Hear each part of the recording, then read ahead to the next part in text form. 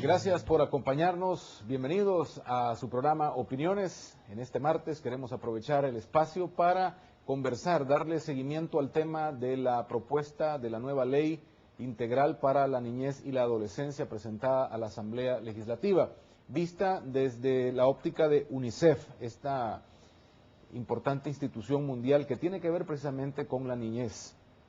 Ellos han sido también parte del insumo para esta nueva legislación propuesta y es lo que queremos profundizar. Esta mañana con nosotros la representante adjunta de UNICEF para El Salvador, Suna Kim. Bienvenida, muchísimas gracias por acompañarnos, un gusto tenerla en este espacio. Muchas gracias, Rafael, por solicitarnos esta presencia. Para nosotros es un honor poder estar aquí. ¿Qué debemos entender de esta nueva legislación? Entiendo que hay muchos países que ya se nos han adelantado en cuanto a los conceptos que esta contiene. Para la legislación que nosotros tenemos actualmente, pasar a esta otra, ¿qué significa?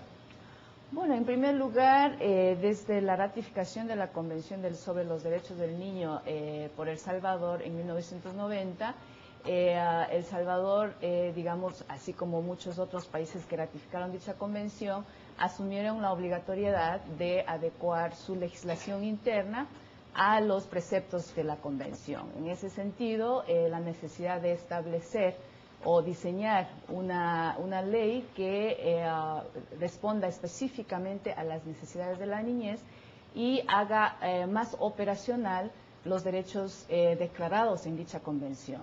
Es por eso que esta proyecto de ley de protección integral busca efectivamente garantizar todos los derechos consagrados en la convención, hacerlo más operativo y establecer ciertos mecanismos, tanto institucionales como jurídicos, para que esos derechos sean garantizados de manera universal para todos los niños, niñas y adolescentes. En la parte de adolescencia siempre se ha dicho que incluso teníamos leyes demasiado blandas, leyes que no son propias para cumplirse por nuestra adolescencia y que precisamente por ese tipo de leyes es que tenemos demasiada violencia o pandillas juveniles.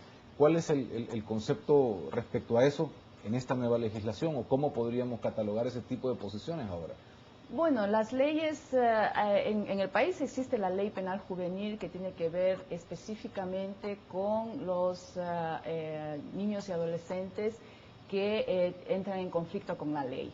Esta ley, digamos, de la propuesta de ley de protección integral abarca, digamos, a todos los niños, pero deja a un lado el tema penal juvenil.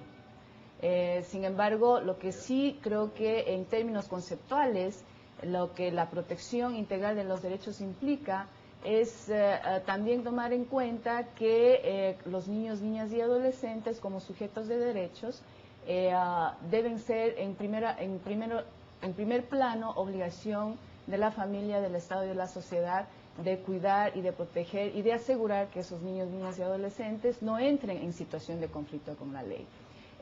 Respecto a adolescentes que infringen la ley, yo considero que en el país, si bien es cierto, hay muchos adolescentes que son victimarios, hay más adolescentes que son víctimas de la violencia, sobre los cuales hay muy poco que se discute y se habla. Eso nos lo dicen las últimas estadísticas. Hay mucho abuso sobre los menores, sobre la niñez, sobre los adolescentes.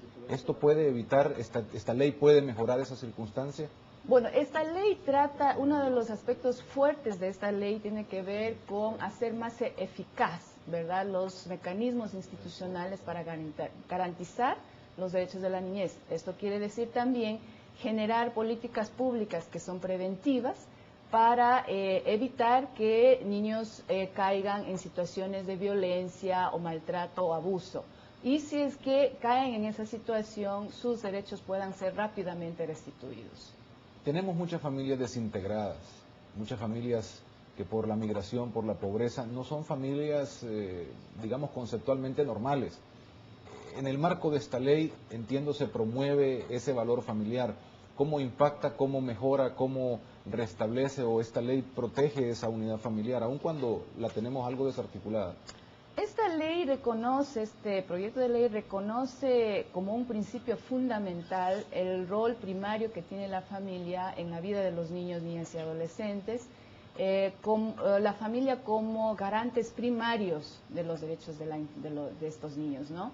En ese sentido, la familia se fortalece porque la ley propone que es en el seno familiar en donde los niños, niñas y adolescentes aprenden sus valores, aprenden a respetar sus propios derechos y los derechos de los demás, aprenden también de sus obligaciones, y la familia tiene el deber y la responsabilidad de orientarlos durante su crecimiento para que sean efectivamente ciudadanos responsables y saludables.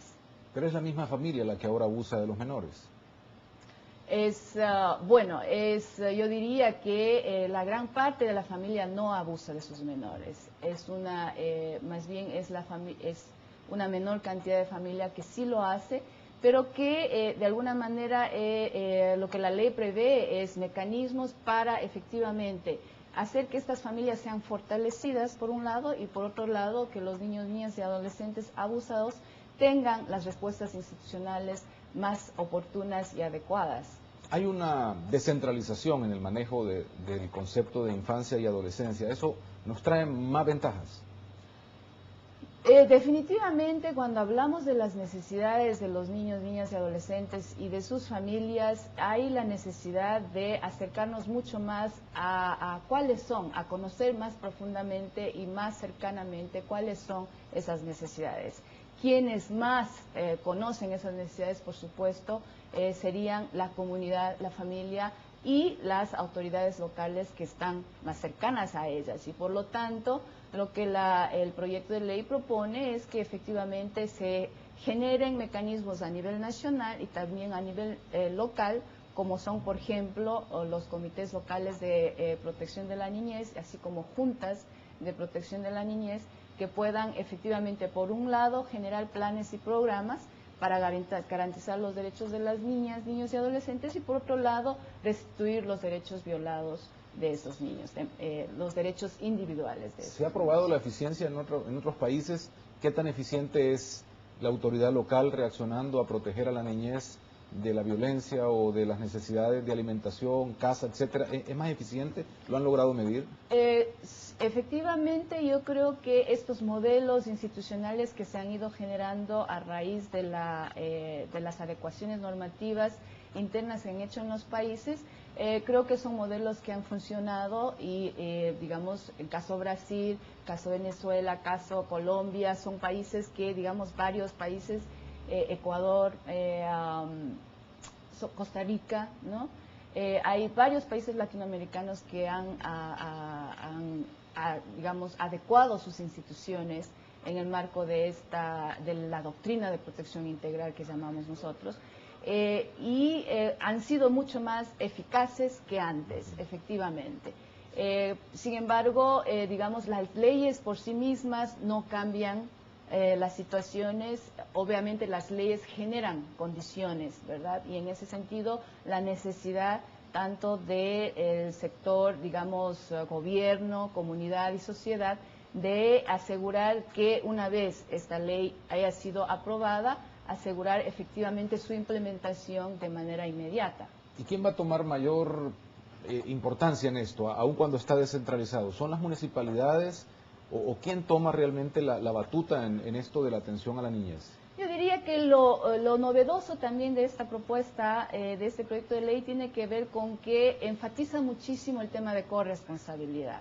Estamos hablando de que a nivel nacional va a haber un Consejo de los Derechos de la Niñez, de los niños, niñas y adolescentes, que es el ente que haría, digamos, la rectoría de la política pública a nivel nacional, es quien emite la política nacional sobre la infancia y adolescencia, y a nivel local se adoptan estas políticas en el ámbito municipal a través de los comités de los